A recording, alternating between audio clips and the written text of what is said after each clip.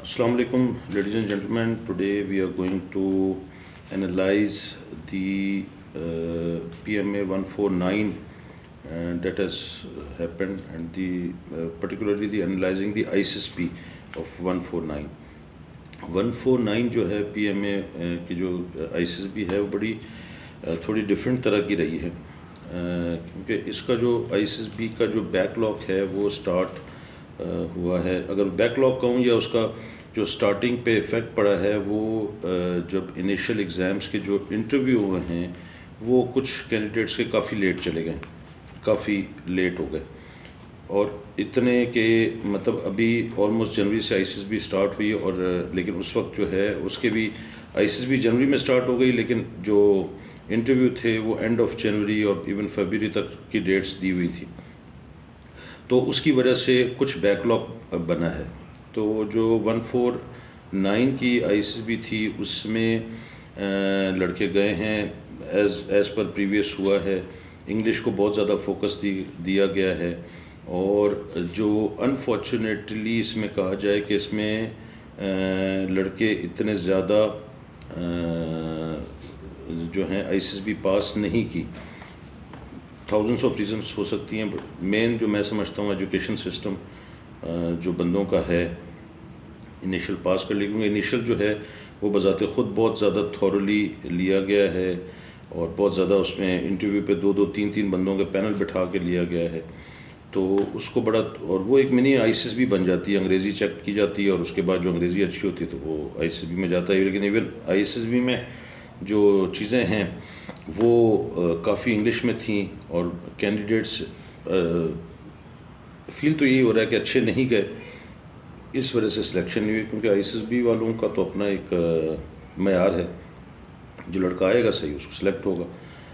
और उसमें एक और चीज़ जो कि एनालाइज हुई है कि ये एनालिसिस जो है ना, ये मेरी ज़ाती राय, जो कि आप लोगों से फीडबैक, फेसबुक जो लड़के अपीयर होते हैं उनके जो पोस्ट सारी होती हैं उससे ही एनालाइज किया जाता है।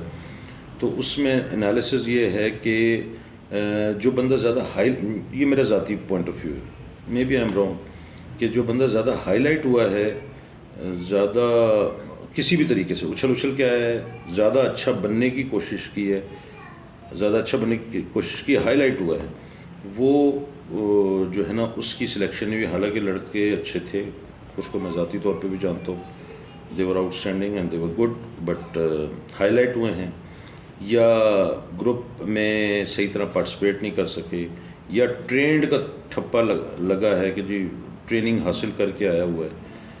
तो ट्रेनिंग तो सारे हासिल करके आ रहे हैं, जो सिलेक्ट हुए हैं वो भी और जो नहीं हुए वो भी। ऐसे तो कोई जा ही नहीं रहा। ISSB का सिस्टम जो है वो, मैं वही पहले भी कहता हूँ ना कि प्रेप से या प्राइमरी से या KG से लेके सेकेंड ईयर तक कौन से पाकिस्तान में इंस्टीट्यूट है जहाँ उनको ISSB से रिलेटेड बात की जाती है। सिर्फ एग्ज़ाम की तैयारी तो करवाई जाती है कि एग्ज़ाम करो बस। तो ये तो घर का माहौल जो होता है वो अच्छा हो तो फिर बंदा जो है उसका वो फिर जाके थोड़ा सा कहीं वो इस काम में आता है, ISSB में थोड़ा सा अच्छा आएगा। सिमिलरली जो बंदे थे सिलेक्ट होने में, अब ये वाली बात की, अब उसके बाद आप आ जाएं जो लड़के सिलेक्ट हुए हैं वो इतने क्वांटिटी में ज़्यादा नहीं थे। अब वो क्वांटिटी में ज़्यादा नहीं थे तो उसमें ये भी हुआ है कि अब चूँकि वो जो इनिशियल के इंटरव्यू का बैकलॉग लगा था, उस बैकलॉग की वजह से क्या हुआ है सिलसिला कि वो लड़के जो हैं वो ISSB के जो आखिरी दिन थे, अभी आज कल आखिरी लास्ट डे है आज ऑलमोस्ट, तो जो लास्ट बैचेस थे ISSB के वो ड्यूरेशन कम कर दी, क्योंकि बंदे ज़्यादा थे, और बंदे ज़्यादा होने की वजह से अब इतनों को तो इंटरटेन नहीं कर सकते, तो ISSB की ड्यूरेशन कम की, तो एक आध जो ISSB का बैच है वो ज़्यादा करना पड़ा।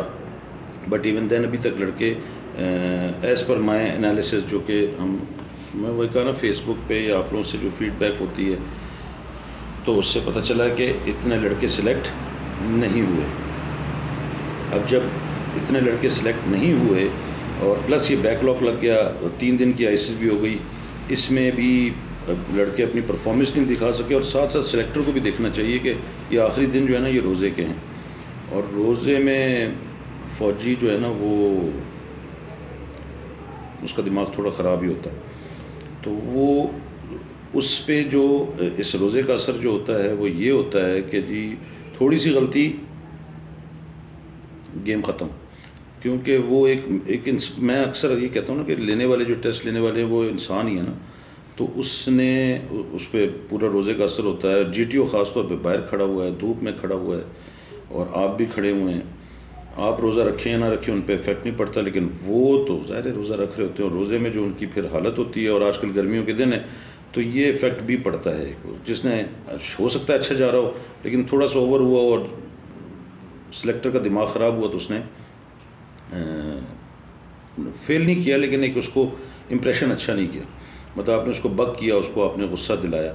तो ये एक फैक्टर भी है, बट ये एक मेरी नज़र में एक लीस्ट सा फैक्टर है कि जो अच्छा लड़का है वो सिलेक्ट हो रहा है और उसको देखा जा रहा है।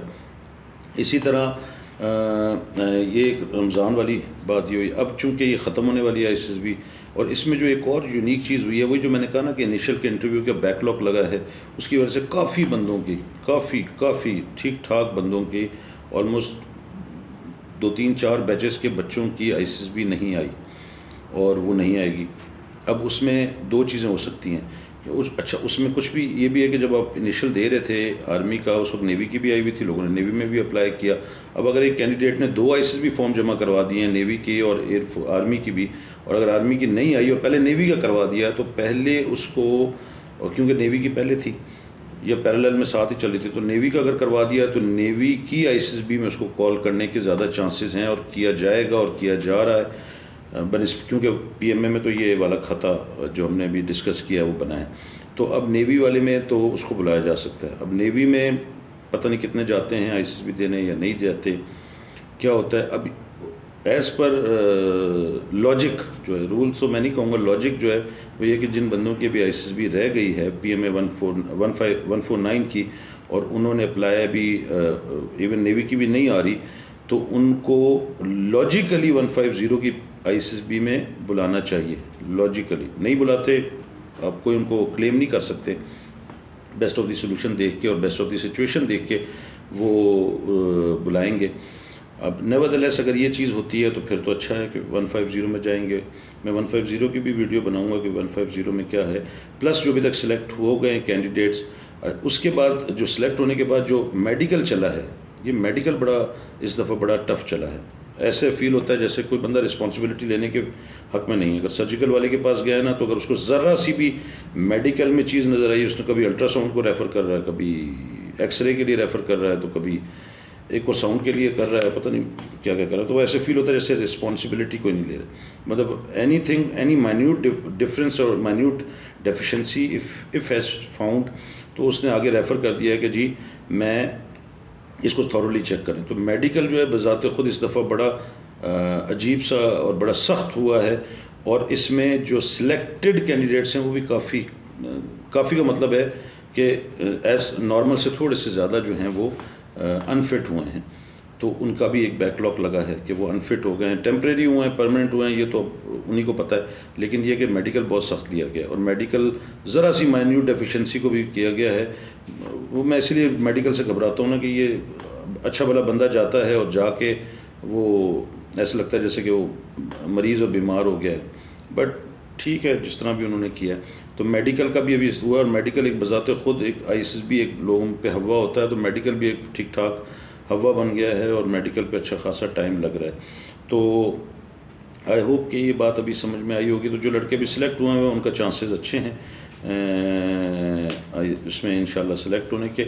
और सिलेक्शन जो है फाइनल क्या कहते हैं, मेरिट लिस्ट एज़ पर जो कैलकुलेशन या एज़ पर एनालिसिस अगर आप देखा जाए तो अप्रैल के एंड में उनको इशू कर देनी चाहिए क्या कहते हैं merit list, final merit list joining के लिए काकूल की।